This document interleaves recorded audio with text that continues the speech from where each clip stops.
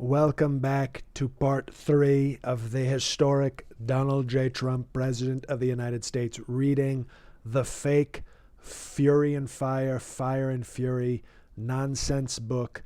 The reason I'm reading it to the American people, okay, is so that they can see what trash it is, but also to realize that I am probably one of the greatest readers in the history of reading, okay? And even before there was reading, people couldn't read as well as I could.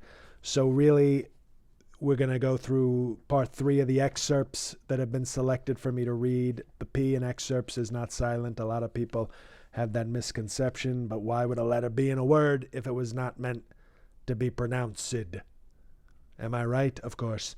So here's some more. For part 3, we start with an excerpt about my beautiful, voluptuous, curvaceous, delicious, sensual, amazing daughter Ivanka. In many ways, it has been an unexpected journey, requiring more discipline than you might expect from a contented, distracted, run-of-the-mill socialite. As a 21-year-old, and you should have seen her, I mean, if you think she looks good now, you should have seen her at 21. Those breasts I bought her were newly minted. As a 21-year-old, she appeared in a film made by her then-boyfriend, Jamie Johnson, a Johnson & Johnson heir. It's a curious, even somewhat unsettling film in which Johnson corrals his set of rich kid friends into openly sharing their dissatisfactions, general lack of ambition, and contempt for their families. One of his friends would engage in long litigation with him over the portrayal. Ivanka, speaking with something like a Valley Girl accent, which would transform in the years ahead into something like a Disney princess voice. I tell you, that voice really gets the motor going, if you know what I mean. Seems no more ambitious or even employed than anyone else. But she is notably less angry with her parents. Believe me, we did a great job, and this proves, beyond a shadow of a doubt, even though it's this fake Fire and Fury book, fake news, falsehoods, we're great parents, especially me, okay? I did a tremendous job, and that's why she's not angry with me. She treated her father with some lightness, even irony, and in at least one television interview, she made fun of his comb-over. Well, she would never do that, and it's not a comb-over, so double fake information in the fake book. She often described the mechanics behind it to friends. An absolutely clean pate. Pate? I like pate. Pate or pate, whichever, fake news, fake book. A contained island after scalp reduction surgery. Scalp reduction surgery isn't even a thing. What are they? Then they're making up medical procedures. Surrounded by a furry circle of hair around the sides and front, from which all ends are drawn up to meet in the center and then swept back and secured by a stiffening spray. Well, believe me, if I ever go bald, I'll be sure to use this technique, but I'm not bald, no problems there. The color, she would point out to comical effect, was from a product called Just for Men. This guy talks about Just for Men like he's never heard of it. It's a very common product. Not that I use it. All natural up there. The longer it was left on, the darker it got. Impatience, and this is how you know it's fake. Why would Ivanka know about Just for Men? Unbelievable. It's, it's a terrible, fake news. Believe me, fake book. Impatience resulted in Trump's orange blonde hair color. No, that's just called nature, okay? Father and daughter got along almost peculiarly well. Now, why are they suggesting that? Because I think she's a beautiful girl, a beautiful woman, a voluptuous, curvaceous, delicious, sexy, empowered, banging body woman, and that makes it a peculiar relationship. She was the real mini Trump, a title that many people now seem to aspire to. She accepted him. She was a helper not just in his business dealings, but in his marital realignments. She facilitated entrances and exits. If you have a douchebag dad, and if everyone is open about it, then maybe it becomes fun and life a romantic comedy. Sort of.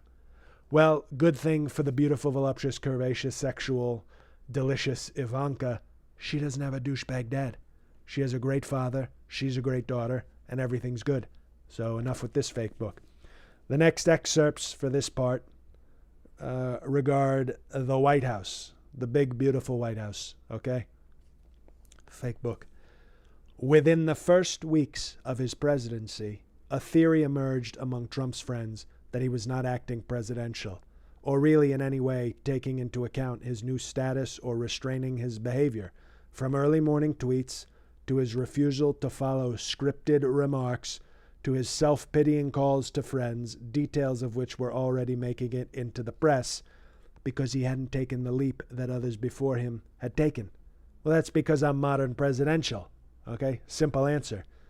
Most presidents arrived in the White House from more or less ordinary political life and could not help but be awed and reminded of their transformed circumstances by their sudden elevation to a mansion with palace-like servants and security, a plane at constant readiness, and downstairs a retinue, if that's even a word, more fake words, of courtiers, past the Courvoisier, I don't know what this is, and advisors. But this would not have been that different from Trump's former life in Trump Tower, which was more commodious and to his taste than the White House, with servants, security. I never hired a courtier or courtiers, but they're the words there again, more fake words, and advisors always on the premises and a plane at the ready. Now, this guy actually got something right. Why would I be impressed by the White House and the Air Force One when I have better accommodations in my regular life? Okay, so this actually, finally, he gets something right. You know, fake and falsehood got something right, Mr. Wolff, man. The big deal of being president was not so apparent to him. But another theory of the case was exactly opposite.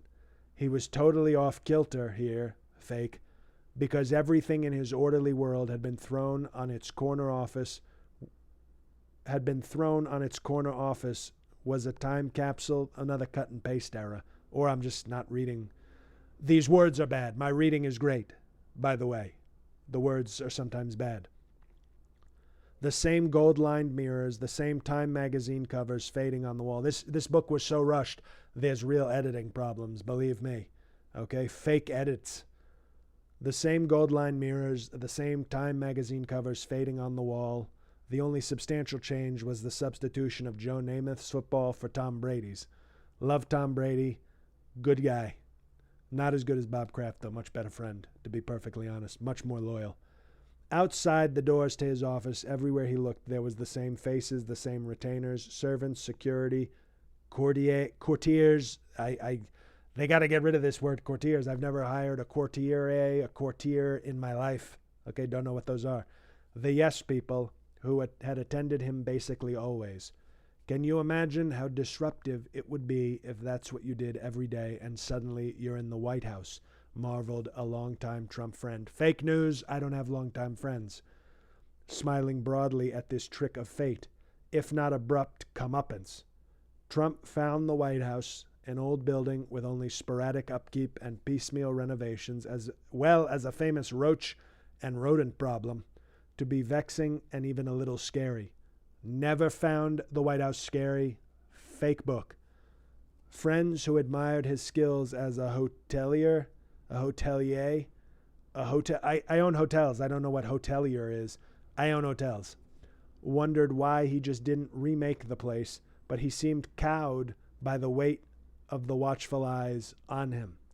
Cowed? I mean, why would there be cows? I don't understand. I mean, this guy is a really, really bad writer. At the White House, he, that's me, retreated to his own bedroom, the first time since the Kennedy White House that a presidential couple had maintained separate rooms, although Melania was spending scant time so far in the White House. In the first days, he ordered 2 television screens in addition to the one already there, and a lock on the door, precipitating a brief standoff with the Secret Service, who insisted they have access to the room. But guess what? I won that one. I out-negotiated them. They have to listen to me. He reprimanded the housekeeping staff for picking up his shirt from the floor. If my shirt is on the floor, it is because I want it on the floor. That's what he wrote in here, and that's actually what I said.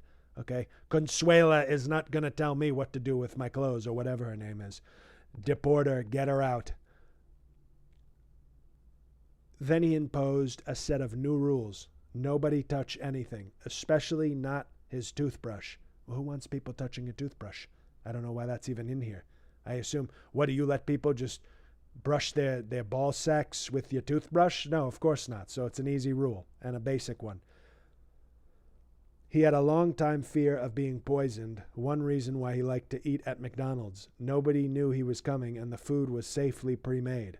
And by the way, the main reason, it's delicious, okay? I don't have to apologize for McDonald's. Unbelievably tasty food. Also, he would let housekeeping know when he wanted his sheets done, and he would strip his own bed. I don't know why these are in here like they're bad things, so I do more work, and that makes me bad? Okay, believe me, I can make a bed. I make the best bed, okay? I don't need some Guatemalan woman doing it or whatever she is. If he was not having his 6:30 dinner with Steve Bannon, then, more to his liking, he was in bed by that time with a cheeseburger, watching his 3 screens and making phone calls. The phone was his true contact point with the world, to a small group of friends, among them most frequently Tom Barrack, who charted his rising and falling levels of agitation through the evening and then compared notes with one another. Okay, well, that last part's basically true. So what? If I'm sleepy, I go eat a cheeseburger and watch my screens. Okay, I don't know why that's a big deal. I like screens and I like cheeseburgers. That just makes me an American and a great American president. And the next section and the last one for this part of the beautiful reading of this terrible fake book is on my beautiful Supreme Court Justice, Neil Gorsuch. Unbelievable. Did such a good job getting him. So let's see what this fake author has to say. On Tuesday, January 31, in an efficiently choreographed primetime ceremony, an upbeat and confident President Trump announced the nomination of federal appellate judge Neil Gorsuch to the Supreme Court. Gorsuch was a perfect combination of impeccable conservative standing, admirable probity, and gold standard legal and judicial credentials. The nomination not only delivered on Trump's promise to the base and to the conservative establishment, but it was a choice that seemed perfectly presidential. Gorsuch's nomination was also a victory for a staff. They don't get victories. It's all my victory, okay? There's another fake part of this book. Not a victory for the staff. When I win, I win. When I lose, they lose, and I still win. Get it straight, fake Wolff writer. A staff that had seen Trump with this plum job. I'm the president. Why are there plum? I don't deal with produce, okay? I don't work at Whole Foods or wherever dealing with plums. My job is as president, but this is bad writing. With this plum job and rich reward in his hand, waver again and again. Pleased by how the nomination was received, especially by how little fault the media could find with it, Trump would shortly become a Gorsuch fan. But before settling on Gorsuch, he wondered why the job wasn't going to a friend and loyalist. In the Trump view, that's me, it was rather a waste to give the job to someone he didn't even know. At various points in the process, he had run through almost all his lawyer friends, all of them unlikely, according to this guy, if not peculiar choices, and in almost every case, political non-starters. The one unlikely, peculiar, and non-starter choice that he kept returning to was Rudy Giuliani. Lisping Rudy. That's my nickname for him. Trump, and if he ever crosses me, I'll make that name public. But right now I keep it quiet because he's been good to me. Trump owed Giuliani, not that he was so terribly focused on his debts, but for him an incombative, fiery, and relentless fashion. This was particularly true during the hard days following Billy Bush, when virtually everybody, including the candidate himself, Bannon Conway, and his children, believed the campaign would implode. I never believed that. Giuliani barely allowed himself a break from his nonstop, passionate, and unapologetic Trump defense. Giuliani wanted to be Secretary of State, and Trump had in so many words offered him the job. The resistance to Giuliani from the Trump circle derived from the same reason Trump was inclined to give him the job. Giuliani had Trump's ear and wouldn't let go. He didn't have my ear. He just talked to me. Why are they? I have two ears. Giuliani never got one of my ears. Okay, we just talked. He talked to me a lot. He talked a lot, to be perfectly honest, but he never had any of my ears. More bad writing. The staff whispered about his health and stability. Even his full-on Pussygate defense now started to seem like a liability. He was offered Attorney General, Department of Homeland Security, and Director of National Intelligence, but he turned them all down, continuing to hold out for state, probably because he was mad that Hillary had been Secretary of State, crooked Hillary. So she had taken his Senate seat, so he at least wanted to do the same as her at Secretary of State, but you know what? He didn't. Or in what staffers took to be the ultimate presumption or grand triangulation, the Supreme Court. He wanted, that's right, people, Rudy wanted to be on the Supreme Court. Can you imagine that? Since Trump could not put someone openly pro-choice on the court without both surrendering his base and risking defeat of his nominee, then, of course, he'd have to give Giuliani state. When this strategy failed, Rex Tillerson got the Secretary of State job. What a mistake that was. That was me saying that. This fake writer doesn't know what I really think about Rex Tillerson. That should have been the end of it, but Trump kept returning to the idea of putting Giuliani on the court. On February 8th, during the confirmation process, Gorsuch took public exception to Trump's disparagement of the courts. Trump, in a moment of pique, sounds Spanish, I don't like it, decided to pull his nomination, and during conversations with his after-dinner callers, went back to discussing how he should have given the nod to Rudy. He was the only loyal guy. It was Bannon and Priebus who kept having to remind him and to endlessly repeat that in one of the campaign's few masterful pieces of issue-diffusing politics and perfect courtship of the conservative base, it had let the Federalist Society produce a list of candidates. The campaign had promised that the nominee would come from that list, and needless to say, Giuliani wasn't on it. Gorsuch was it, and Trump would shortly not remember when he had ever wanted anyone but Gorsuch. Well, I don't. I've always wanted Gorsuch, and that's very clear. Very happy with him. Fake book. Stay tuned for part 4.